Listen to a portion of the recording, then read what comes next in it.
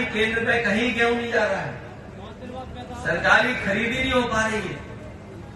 अगर सरकार चाहती तो सरकार खरीद कर लेती, लेकिन सरकार के लोग मिले हुए उद्योगपतियों से, बड़े बड़े कारोबारियों से, और इसीलिए उन्होंने बड़े कारोबारियों के सहारे, आड़तियों के माध्यम से पूरा का पूरा गेहूं खरीदने का काम किया है।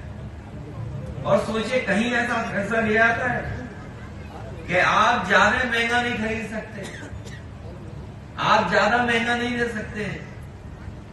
ये सरकार के लोग मिलकर के उद्योगपतियों से हमारे किसानों का गेहूं की कीमत जो ज्यादा मिलनी थी वो नहीं देने दे रहे हैं।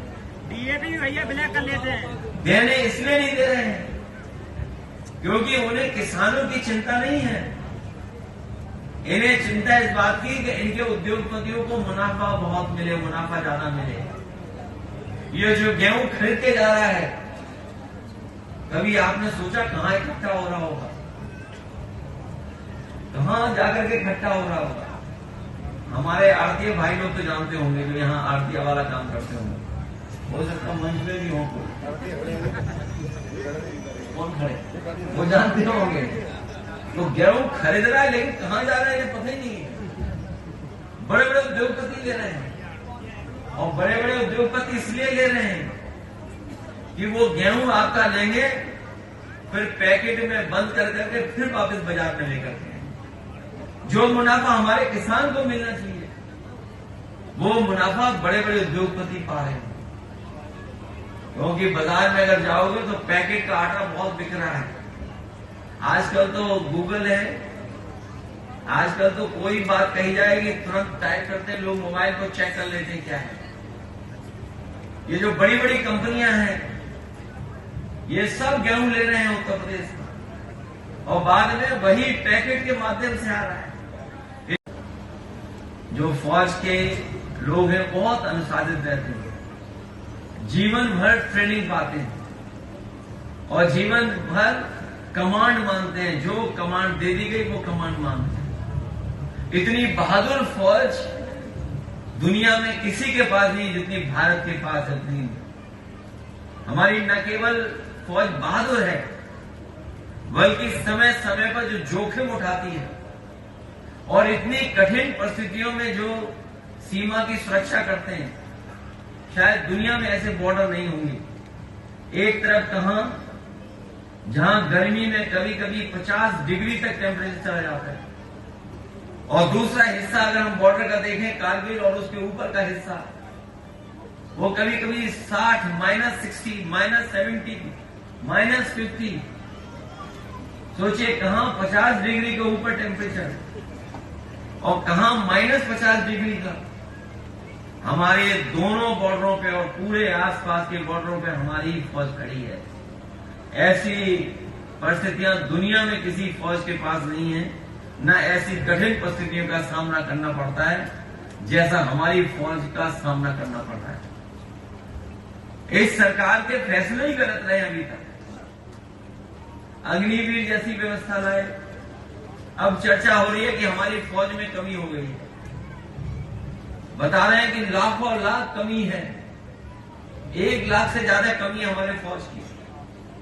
सोचिए, अगर कहीं परिस्थितियां ऐसी बन गई, कहीं लंबा युद्ध कहीं छिड़ गया, तो बताओ हमारे फौज की कमी होगी कि नहीं होगी?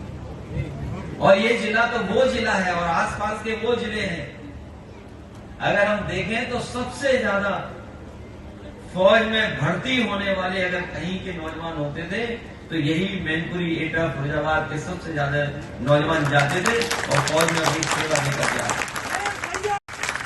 और जब कभी हम लोग जानकारी करना चाहते हैं कि आखिरकार अग्निवीर व्यवस्था क्यों लागू हो रही है, तो सूचना ये मिलती है कि अग्निवीर व्यवस्था इसलिए लागू हो रही है क्योंकि उन्हें बजट बचाना है। ये जो बजट है उसको बचाना है, इसलिए अग्निवीर व्यवस्था लागू करना है। इसी तरह बहुत सारे साथियों को याद होगा, जब नेताजी शहीदों के सम्मान के लिए वो फैसला ले रहे थे कि अगर कोई शहीद कहीं होगा तो उसको पूरे सम्मान के साथ उसके घर परिवार तक पहुंचाया जाएगा। उस समय भी बजट का आधार था लेकिन उस समय नेताजी डिफेंस मिनिस्टर थे, उन्होंने कहा कितना भी बजट खर्च हो जाए, लेकिन हम अपने गरीब किसान के परिवार का बेटा अगर शहीद होगा तो पूरे सम्मान के साथ उसके घर परिवार तक पहुंचाने का हम सरकार करेंगे। श्रीपाल सिंह यादव जी नेताजी ने हमेशा पार्टी के कार्यक्रमों को और उन नीति सिद्धांतों को आप लोगों तक पहुंचाने का पूरा जीवन भर काम किया।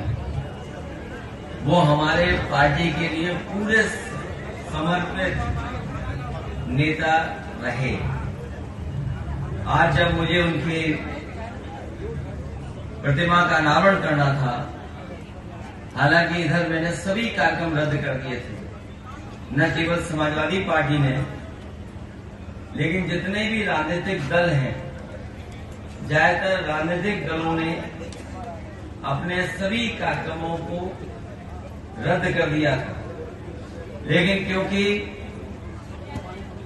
ये हमारे समाजवादी पार्टी के और यहाँ के बहुत ही पुराने साथी रहे, बुजुर्ग, कई बार मैंने इनका कार्यक्रम दिया था, किन्हीं कारणों में नहीं पहुंच पा रहा था।